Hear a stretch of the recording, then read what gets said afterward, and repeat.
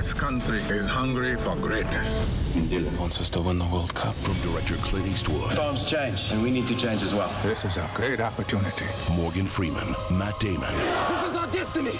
Invictus. In theaters Friday, December 11th.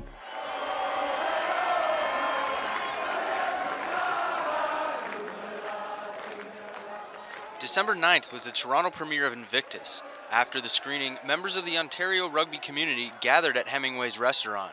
We caught up with some of the guests to get their reaction to the movie. It cannot be easy to make a rugby movie, and I don't know of any rugby movies, in fact. I think it's magnificent. We all know the plot, the storyline, the ending, and it was riveting. It's authentic, factually correct, politically correct, and emotionally correct.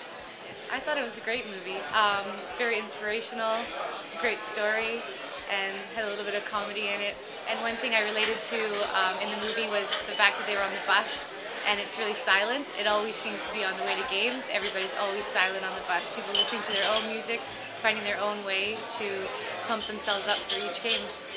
Being fortunate enough to see some of the world's top rugby games up close and personal, and our own teams who compete at that level, it was definitely slowed down, but I think you had to slow down certain elements of the game technically so that the non-rugby fan could get an appreciation of just how powerful a scrum is, or how hard a big open field tackle can be, or the thrill of hitting a drop goal under pressure.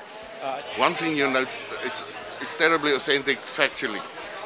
One thing I noticed was the gradual diminution of the old flag and the taking over in the crowd of the new flag. And today, 10 years, I mean, for the last 10 years or so, you haven't seen the old flag at any game or any sports event. So it's much more than just a rugby film and how people were inspired to win a World Cup. It's a bigger gelling of a nation coming together.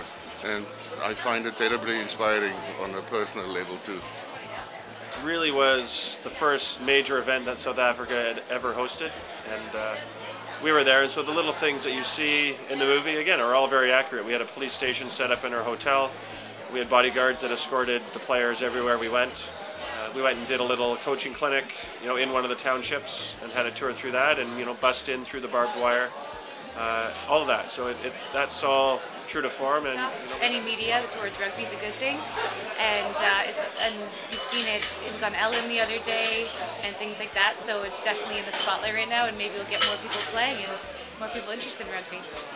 But talking to some of our guests that were here tonight, watching the screening, they said, let a bunch of kids see Jonah Lomu in that footage where he goes through 4 England players in that quarterfinal or semifinal game. And they're going to say, give me a rugby ball, I want to be that guy. I want to be the guy that runs over 4 powerful world-class athletes on the way to scoring my first of 3 or 4 tries. And, you get Clint Eastwood directing it, you got Matt Damon, Morgan Freeman, all A-list celebrities.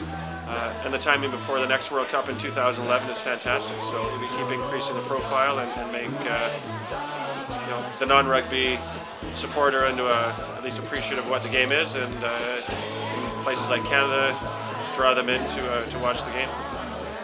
I just hope that a few years down the line, and I hope it's not too many years, that we can worldwide rugby can say Clint Eastwood has done something for our sport on a higher level. Because I just find it terribly well crafted. There's not one boring moment, and I know every detail of that story.